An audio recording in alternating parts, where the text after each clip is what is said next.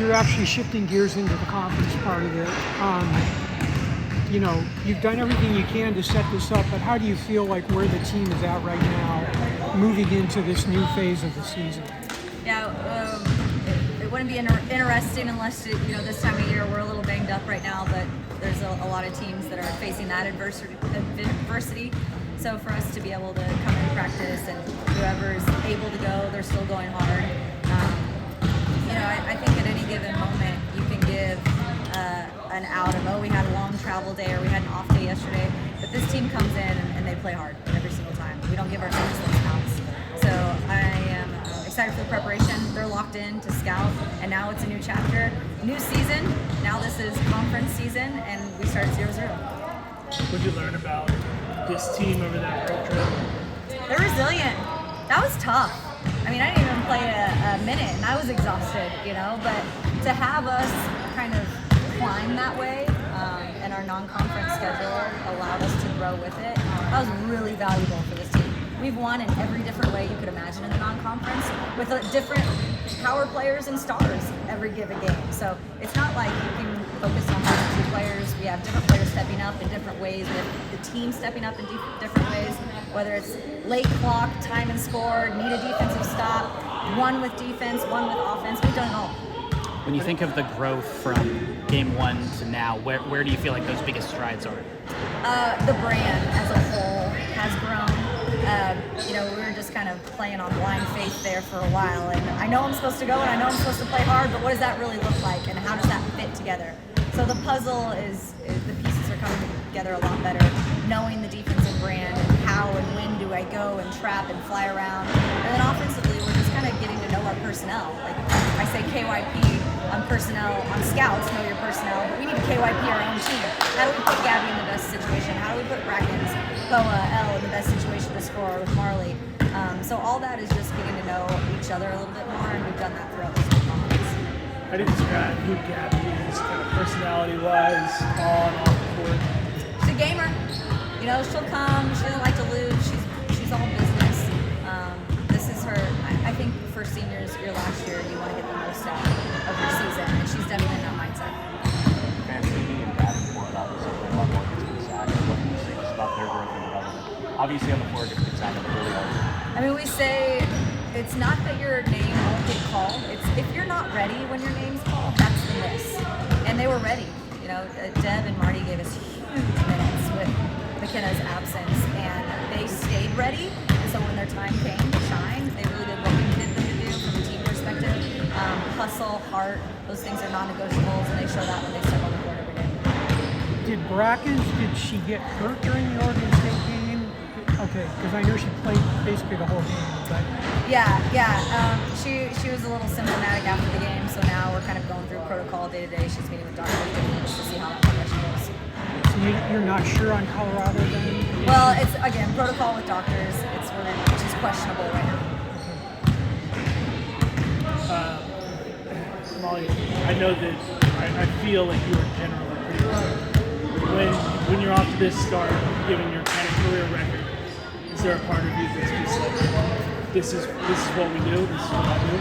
Yeah, I'd like to think this is our default setting, so it's nothing to really brag about or puff your chest about. It is who we are every single day. How do you win every single day? And that'll show up, the byproduct for us with the culture and the winning daily and being more than champions in the classroom, the community, on the court, is winning.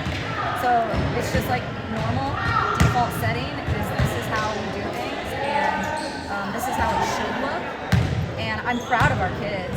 Like, that's my brag point, is like these kids have bought in, and I'm so proud of them. They're awesome to coach. They are willing. I can push them to a standard that they've never been pushed before, and they've embraced me with that. So yeah, my bragging point is definitely I'm really proud of these kids. Hey Coach, is there anything in specific that stands out to you about Colorado from a matchup perspective? Yeah, they're good. They're a really good, really well-coached team. They're athletic.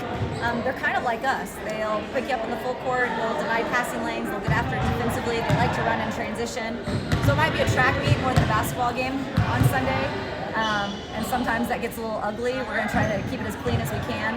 But with the feistiness that both teams play and how hard both teams play, it's going to be a dogfight. I think Gabby did that fourth quarter, obviously we saw her have the best offensive. Have you coached anyone else like that before? Who tells you elevates the biggest moments? Yeah, those are what winners are made of. And we've coached some of those winners that are wired to just give me the ball. I'm not scared of the moment. We love those players. And I told her in the fourth quarter, I'm coming to you. I don't care how many you've missed or made. Make the next one. And that's been her mentality. 13-0, but you guys have also had plenty of in-game adversity. You've had to overcome a lot of close games. How have you just seen that your team respond in those moments of adversity and still come out with the win? It's been awesome to see them come together. I mean, that huddle is tight. It is a group that is talking, engaged, eye contact. When you come into a huddle as a coach after a timeout like that in a close situation, I just breathe a sigh of relief. It's like, okay, they've got this. Like, I don't have to coach up their confidence. I don't have to make sure they're engaged. They're locked in. So I think those tight situations has helped us to really settle in as a team, have confidence in what we're doing. And one reason for that is they trust each other. So that trust can kind of play out on the court in those tight situations. Your schedule built nicely for you in the non-conference, and it looks like the start of the conference is a little bit the same way because you've got 4 games before you play one of the ranks. So does that give you another sort of stepping stone toward? Yeah, I'd like to think that, but like in this conference, every single game is going to be so hard. Like you're playing a ranked team. They say, what's the hardest conference in the country? The one you're in. And right now, this will be our tough test today. But we've played 5 road games and we're 13-0. And those weren't gimmies, mind you. Santa Clara is not a gimme. Penn State, Oregon State, Gonzaga, those are not gimmies. So we've had a challenge. And so now I hope that challenge kind of filters into this first conference game against Colorado, who again is a very good team. What do you think of Doug's nickname for you? What was that, sorry? What do you think of Doug's nickname for you? Oh my God. Moy Meyer. That got a lot of traction. Moy Meyer. No else. I like it. We're going to keep it like that. He's funny. He razzes me a little bit. We'll have to take the L out of Marley. Hey, Marty. But yeah, he's funny. And then these shirts are coming in. We got the Hail Marley merchandise. I mean, there's been so many fun moments to point to in the non-conference. This one is going to be a memory that I literally take with me forever.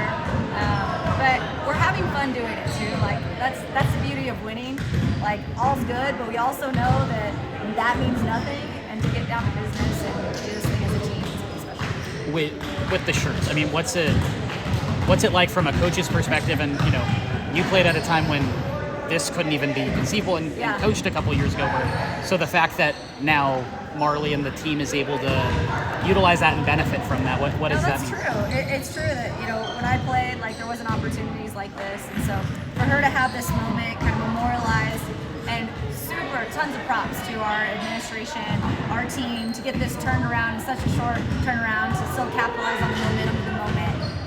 And she gets to benefit from this, and I know she's very grateful too. So go out and get your Neil Marley shirts. Awesome.